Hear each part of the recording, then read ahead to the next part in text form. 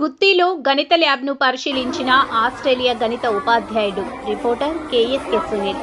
అనంతపురం జిల్లా గుత్తి పట్టణంలోని బాలికల ఉన్నత పాఠశాలలో రాష్ట్ర ఉత్తమ గణిత ఉపాధ్యాయురాలు రాధిక ఏర్పాటు చేసిన గణిత ల్యాబ్ను గురువారం ఆస్ట్రేలియా దేశానికి చెందిన రిటైర్డ్ గణిత ఉపాధ్యాయుడు వెర్నన్ సందర్శించారు.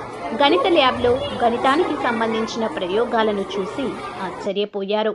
చాలా అద్భుతంగా ఉందని, విద్యార్థులకు ఇది ఎంతగానో ఉపయోగపడుతుందని గణిత ఉపాధ్యాయురాల్ని అభినందించారు.